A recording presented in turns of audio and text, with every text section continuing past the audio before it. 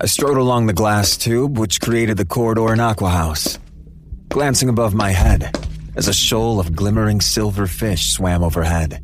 The sun was setting, and the light which made it this deep into the lake was quickly diminishing. Soon it would be too dark to see through the glass structure, and the calming sight of the creatures beneath the lake would be lost to me. For a moment, I considered shifting into my order form and heading out for a swim to see if that might relax me. But I shrugged the idea off. What I really needed was an outlet for this anger, not a way to try and calm it.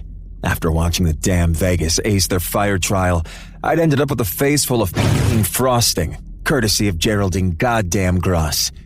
But because of the sneaky way she'd gone about setting that trap for me, I hadn't even been able to challenge her over it. It would have seemed weak to start throwing about accusations, especially while I was covered in cake. My atlas started ringing in my pocket and I hooked it out, raising an eyebrow at the name on the caller ID. Hey, Dad, what's going on? I don't have time for pleasantries, Max. The FIB have just apprehended a nymph. A live nymph. Shit. I fell still in the middle of the corridor as I gave him my full attention. I waved a hand quickly, forming a silencing bubble against any nosy fuckers who might be lurking nearby, before I went on. Are they interrogating it? That's why I'm calling you. They're bringing it to the court of Solaria now so that we can perform the interrogation ourselves.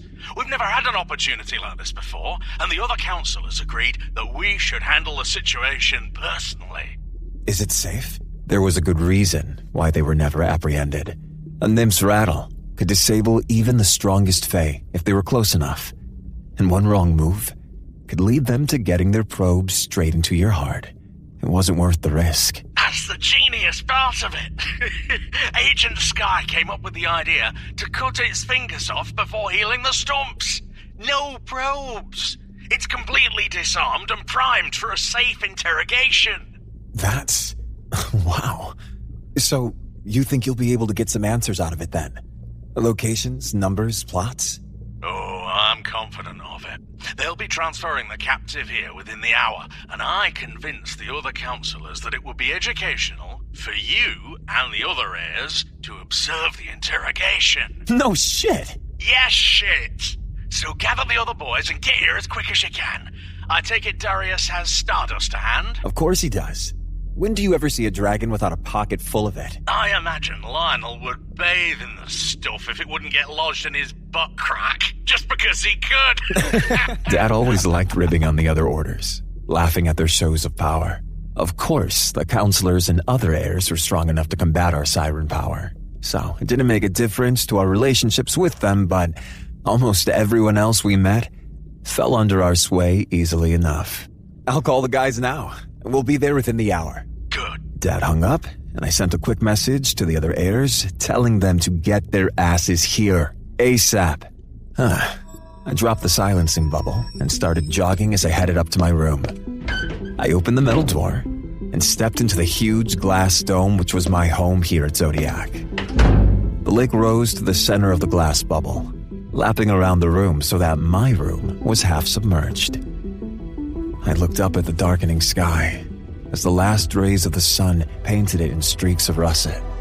The moon hung low in the sky already, almost full, and lighting a hunger in my flesh. The closer we drew to the lunar eclipse, the more the moon called to me. I was really looking forward to the party that would take place that night. Inhibitions went to hell during an eclipse, and fae followed their most primal emotions.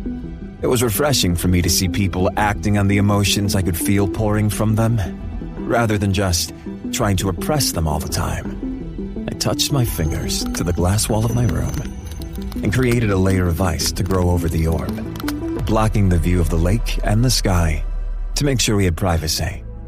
I stripped out of my clothes and found a gray suit in the back of my closet, changing into it swiftly.